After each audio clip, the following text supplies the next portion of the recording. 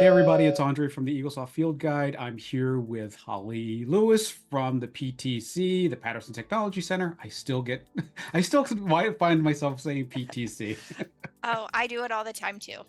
And we're going to talk about the topic that we get together every year to talk about, which is the end of year processing. So Holly's here to help us do this. So good to see you, and thanks for doing this. Yeah, absolutely. Looking forward to it. And Holly is a product support analyst at the PTC. She is, in the trenches. She's the person that is, helping users on a regular basis get through some of the things that we deal with on a daily basis. And end of year is one of those things that people fret about, but really is not a big deal. Yeah, Yes, yes. I 100% agree. Everybody's always worried about it, and it's just as easy as doing your end of day and your end of month. So, as long as we're exactly. doing that regularly, end of year should be no problem at all. So I always ask in the group, what questions does everybody have about end of year processing? And I've got a bunch of questions. I'm gonna go back to my phone and look at these questions and then we're gonna kind of go through some of these things. Some of them are the same questions we get every single year. But one thing, and this has been a phenomenon since COVID, that we've had a Hmm. lot of new Eaglesoft users, not a lot of people who moved around in the office from hygiene to the front office, from assistants to the front office, some doctors who were doing end of year processing themselves. Hmm. So here's some questions that I have. I'm going to go through these. We're going to talk them through. And then at the end, we'll talk about things that might be unique for 2024. Okay. All right. Yeah, So sounds great. first question, when should the end of year be run? What do you think? That's a great question. So, end of year is end of year can be ran anytime after your December end of month is ran, but prior to your January end of month being ran. So we can run it at the same time that we're running December's end of month. So we can, two birds, one stone, Mhm. or we can wait and make sure that all of our numbers are good for December, how we want it, and then go ahead and process it later on. Anytime before January in the month is completed, that end of year can be ran. So I'm gonna just play like I don't know anything about doing this. So I come in December 27th, and we're not gonna work the other 2 days or the 3 days of the year. So here's the day. I'm gonna come in on the 27th. I'm gonna run my end of day. I'm gonna run my end of month, and I'm just gonna go. I'm not sure that I want to do the end of year yet because I want to seal this up. Mm-hmm. So I come in on January 2nd. All right, I had a really good day on January the 1st. All right. And we're not going to work, but I just want to kind of check the mail and all that kind of stuff. So I'm Mm-hmm. going to look at the mail, and I've got a couple $100 worth of insurance checks that I want to post. But I've already done my end of month for December. Mm-hmm. Am I stuck? No, you are absolutely not stuck. We can definitely, we've got two different options. We can either enter those payments in, run another end of month for December, so we can include those on the year end totals, or you can go ahead and enter those in for January, and then they'll be included in the new year. Got it. So it'd be 2025's end of year. So you've got a couple options there, however you wanted to go about that. All right. And here's the Andre opinion. I'd say let's post them in January and put them in January because that's when it happened. You Yes. already closed out your month. Let's do Yes. this. But now I have a January 2nd end of day where I have these Mm-hmm. checks on there. I could still run my end of year, Yes. but the process would be that I would choose my last end of month being my December end of month, and it has no impact on that January 2nd, 2025 end of day that I already completed. Correct. Absolutely. So when running your end of year, it goes by the last end of month, kind of like how when you run your end of month, you get to pick the last end of day to choose. It's just going to automatically choose the last end of month to Perfect. process. And I'm sure that's going to come up again and again. And again, we have pretty much 30 days, 31 days of Mm-hmm. January to can keep going on these dailies until we get to the time where we're going to do the January of end of month. Don't do Mm-hmm. that until you make sure that your end of year for 2024 has been done. Yes. Good. All right. So Should we be resetting insurance balances when we run end of year? Well, that's going to depend on the employer and the insurance policies.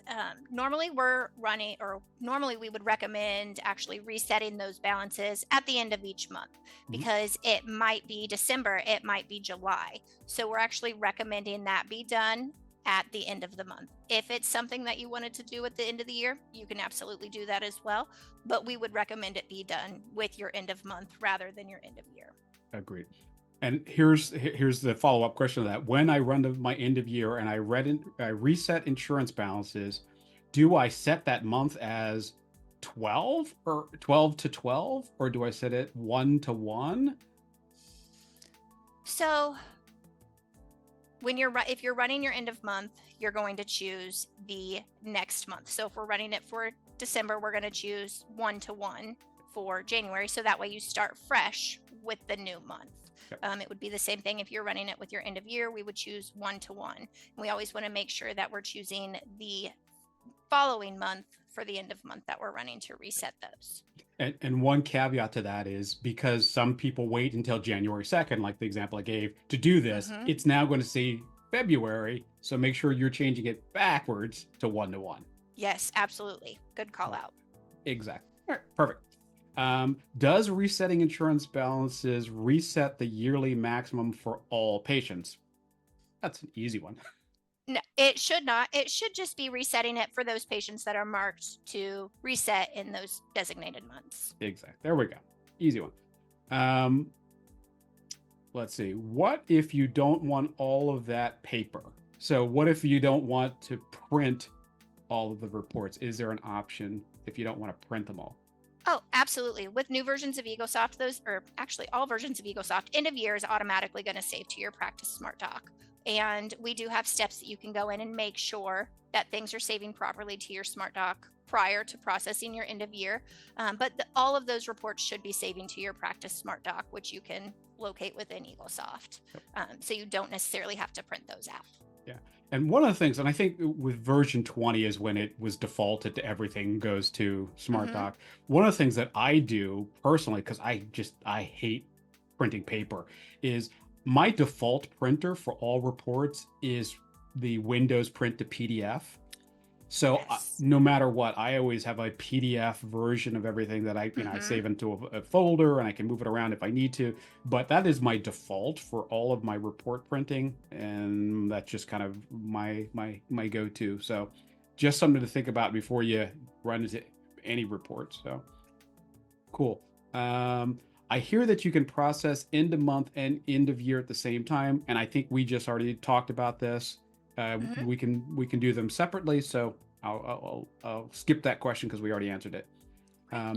Do I need to change the specific date range for printing to January 1st, 2025? It defaults to today's date. That's an interesting one. So when processing any sort of end of period, you have the option to print based on date. And I would not recommend that personally. Eaglesoft is a transaction-based software, so I would recommend not using specified date range for printing. That way you're getting all of the transactions that are going to be included on your end of period processing. That was a good one. All right. I ran the end of year by mistake. What should I do now? Well, if we run the end of year by mistake, you've got it.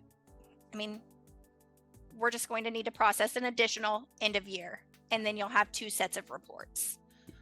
Yeah, my go-to answer, and I already kind of wrote this down, is contact PTC.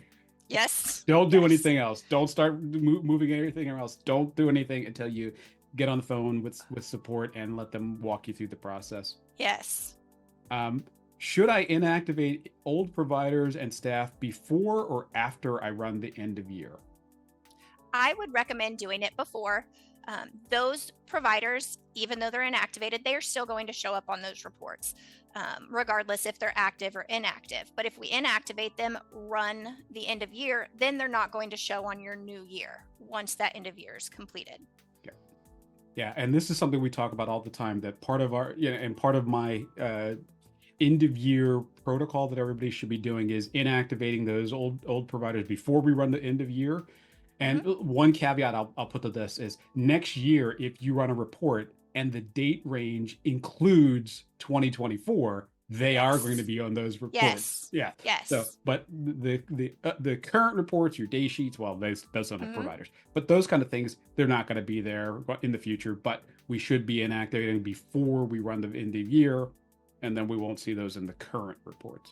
So, Absolutely. okay. We will be closed December 20th and after the 1st of January. Can I wait and do my end of year after we return? And we've talked about this. Yes, you can. Yes. There you go. I love it when the same questions come up. And the next one is we just answered. We forgot to set the end of year insurance reset 1-to-1. How can we fix that? So, Well, if you forgot to reset it 1-to-1 and it defaulted to 2-to-2 because you ran it in January, unfortunately, we would have to go in and manually update those. Yep. That would be your best option. Yeah. And you know, Unfortunately. 99% of the insurance plans out there are 1-to-1. Yes. There's almost nobody who's February. There's a lot Mhm. who are October, September, school teachers, those kind of things. So Yes.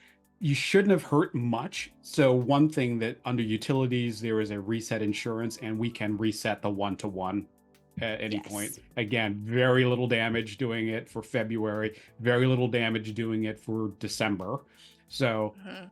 just again, this is a call to PTC, get on the phone and they'll help you walk through that process if you happen to do the wrong date range. Absolutely. What is the advantage of cleaning up expired custom hours before running the end of year? So cleaning up custom hours, what that's going to do is that's just going to speed up the process, first of all, for doing your end of year. Not only your end of year, but that's going to help your end of month and end of day times as well. Also help the speed of the schedule. Yeah. And then that's just going to help you, in the future for the following year, just everything's going to be clean, concise, how we want it to be. Yeah. And I have this huge issue with custom hours that most people don't know how to make custom hours. So I'm a big fan of it, at least once a year getting rid of some of the custom hours that are in there that people created and don't even realize why it's opening and closing the schedule the way it is. So do me a favor at the end of the Absolutely. year, everybody, get rid of custom hours that are prior to this year, and your list will be shorter and your life will be better. So I will note on that, if you want to go ahead and get those cleaned up prior to running your end of year, call the PTC. We do have SQLs that we can run in order to do that in mass. We do have to have exclusive use and access to the server machine, so we can do a quick mini backup first, but we do have ways that we can do that quickly for you, so you're not having to go through them individually. Perfect. Yeah, let's purge custom hours out of there as much as possible. And somebody asked, is there going to be a checklist available? What we're going to do with this video is in the notes for the video, I will have a link to every year the PTC does a checklist for end of year, and I'll make sure that there's a link to it here. That way, nobody has to go looking for it. It'll be here. Let's see. If we are closed today, I don't know what today means, no patients, no services, no collections, do I need to run an end of day and run another end of month and end of year? So I would say if you're closed, there's no reason to run another end of day if you're closed. We wouldn't even be able to if there's no transactions entered in. Easy answer. Just run your end of month and end of year and you should be good. When updating my fees, how do I get treatment plans and or schedule treatment plans to update? That has nothing to do with the end of year. I'll answer it another way at another time, but there's no reason to worry about treatment plans as part of your end of year, but I'll address that someplace else. So let's see what else. If I'm going to increase my fees, do I have to do it before I do the end of year? No. One thing has nothing to do with the other. That's a separate process. And there's lots of info online in the Facebook group and in the FAQs on treatment plan updates and fee schedule updates. So we'll address it another time. We have a provider who will not be with us next year, but we are still paying them on collections. Can we inactivate them? No, if they're still receiving collections, nope, we do not want to inactivate them. There you go. All right. And there is an inactivation process that you should go through, and always give PTC a call to let them hold your hand as you go through the process. Just an easy way to make sure you do that. We have a provider who left this year. I'm going to assume 2024. Do I go ahead and inactivate them? Or will it not let me if they have claims that are open for their services? That's a good question. If they still have open claims, we cannot inactivate them. All those claims do have to be closed prior to the inactivation process. Yeah. Also, if they're still receiving collections, or if that collections is getting transferred to someone else, we wouldn't want to inactivate them yet either. Yeah. And I will tell you, I've had this happen where I have had a doctor who was in the office and say, let's just make an example, as of in January and no longer with the practice. And there were open claims. Now, those claims are now almost a year old. What I suggested is that go through the process of closing those claims, maybe print a copy to have someplace to follow up on. But those claims were really old. They should have been taken care of, and there must have been some issue with it. But maybe you could inactivate somebody who was here that long ago. Maybe I've seen claims that are 3 years old.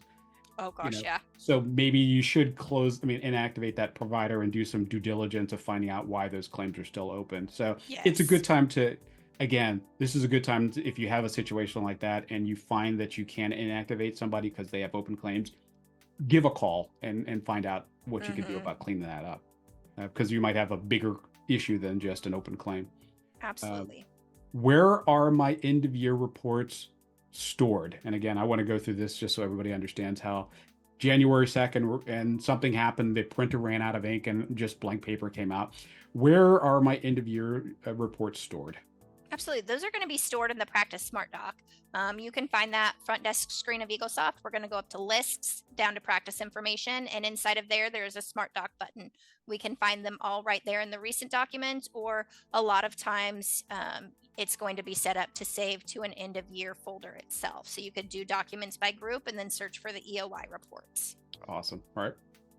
And there's lots of, that comes up a whole lot in the group. If you type in a search for just Smart Doc, I bet you'll find a image of where that button is inside the practice information. Let's see what else. That one's going to skip. What do I have to do about end of year backups? So end of year backups, we definitely want to make sure that you're working with your tech, whoever has your backups set up. Do you have them set up to do it regularly? Like, are they doing your daily, monthly, and yearly backups? We would want to make sure that we're doing your regular daily backup, then your monthly backup, and then process your end of year, and then your end of year backup as well. We do have a great FAQ resource out there on our backup recommendations. Yeah. And I always tell people, if you have a good, in quotes, IT company, a lot of times it's a great idea to have them do a special end of year backup. So it's separate. Yes. And, it's a good idea to just make a sort of a new folder, keep that separate backup as your end of year. You can always get back to it, but if you ever have an issue, there's just a secondary backup. It's belts and suspenders. You might as well have a way to make sure you can get back to that. So. Yes, I agree. I processed my end of year, then another person in the office, I guess this is from last year, another person in the office came in and processed it again. So they now have 2 end of years. Is there anything they can do to merge those 2 things together? Unfortunately, there is not. They would just have 2 sets of reports.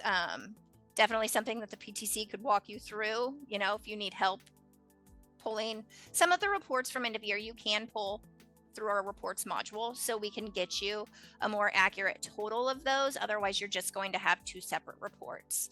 I do also want to note, if another end of year was processed, that means an end of month has been completed. So that would likely have been after January's end of month was done. So then you would have January on a separate end of year than the rest of the following year, or the rest of the year. So here's an easy one, but it comes up every year. How long does the end of year take to process? Oh, kind of a loaded question there. So, end of year can take anywhere from minutes to hours. It's just going to depend on the size of the database. Your hardware, are you running on an old operating system or running on a brand new operating system? Do you see 50 patients a day or do you see 150 patients a day? Did we go through and do any of those cleanup items? All of that is going to affect the length of time that it takes to process your end of year. And the next question is, are there reports I should be running at the end of the year other than the reports that automatically run? And I'll just take this one. I'll let you know that I have an ongoing list of reports that I recommend. It's already in the Facebook group. I've already have this linked. And this is, reports that people are always asking me about that you can't go back and run the prior year. So, I have a whole list of these things. I'm not going to go through all of them now, but there's a list in the Facebook group. I'm sure the PTC has a list, but just think about all the things that say month to date, year to date, that you're never going to be able to rerun Yes. at a user level. So, there's a whole lot of things there. Even, my patient analysis report, I run on a monthly basis, which is not something that automatically runs, but it's something that I want to have sort of to be able to look back on. Yeah. So, all right. So that's that one. Let's see what else. Is there a way to get specific reports to print automatically at end of year? No, I mean, other than the ones that we have in there, you could go in and you could set up quick reports. So that way you just have to do that and then you've got them. But other than the ones that we have with end of period processing, there's not. Yeah. So, and again, go back to my list, print those reports, add to that list if you want to. But yeah, just make yourself a list and, print them off, make sure you have them. And they're always going to be there before you do your end of year. How can I tell if my end of year has been processed? So we can tell if our end of year has been processed within system activity log. So from the front desk screen of Eaglesoft, you can go up to I have to open my Eaglesoft now. Go up to utilities and then down to system activity log, and it would be listed inside of there if it's been processed or not. You can also check it from the end of period processing screen. It would say on there the last time the end of year was processed. Perfect. My accountant is wanting an end of year report in an Excel format. Is there a way to export the report I already ran? To export the report you already ran? Yeah. There's not if it's saved as a PDF already. Right. If you haven't processed your end of year and you're still able to pull that report up via the reports module, a lot of times you can right mouse click on those reports and choose to save data as, and you could save it as an Excel format that way. Yeah. I do want to know a lot of times there is other information that exports to Excel that you're not going to see in the report itself. So it's a little bit messier, but there is that option. Yeah. And this question is could be included in the one we just talked about, which end of year reports should I run? You might want to note that you want to export those reports Yes. before you do the end of year. So I haven't run into that as an issue before, but I'm glad somebody asked that. Yes. Okay. Our end of year is stuck in the referral productivity yearly summary. It's probably not stuck. It probably just looks like it is. That is the longest portion of the end of year processing. That is where it's going to look like it's stalled out, but it should still be processing in the background. Yeah. And I tell people all the time, it's one of those things where it looks like it's frozen, but just wait, Yes. and wait. And most of the time when I see the end of year stuck, it is on that referral productivity report. So if you see that, it's not frozen. I mean, it's not stuck. It's not, it's not hung up. It's just waiting and thinking. It's a lot of data. Just wait. Yes. Just wait. And then as soon as that stops, it'll speed through the next steps. Correct. Let's see. Does everyone need to be logged out of Eaglesoft to run the end of year? Yes, we do need exclusive use of the system to process end of year. Yeah. And I tell people all the time, you know what, when you're doing your end of year, it should be like quiet time. It's like get everybody out. You've got exclusive rights. Make sure everybody's logged out of Eaglesoft properly, not just hitting the X. Make sure everybody is logged out properly. That won't be an issue with 24, but everybody logged out of Eaglesoft properly. You've got exclusive rights, and then you can barrel through, and nobody's there in another operatory trying to post a service or do a treatment plan while you're doing it. Even Yes. if you need to go around to every operatory and put a post-it on the screen saying "Do not use," but get everybody out of Eaglesoft. And then the last question I have: what are some of the other end-of-year tasks I should be thinking about or doing? Well, we do have a great FAQ on cleanup items, to do for your end of the year. Also, and I know that it was brought up before, but updating your fee schedules, your coverage books, things like that are all things that we see a lot of offices do um, at the end of the year as well. It's not necessarily part of the end of year processing, but it's something that, usually needs to be done at the end of the year as well. Yeah, this is the end of year for me is always a good time to think.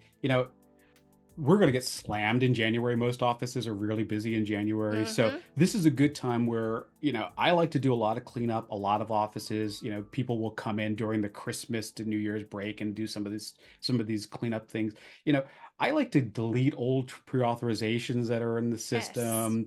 I like to clean up claim payer IDs, especially if offices have made the change, from Change Health to Vine, and that might need to be done.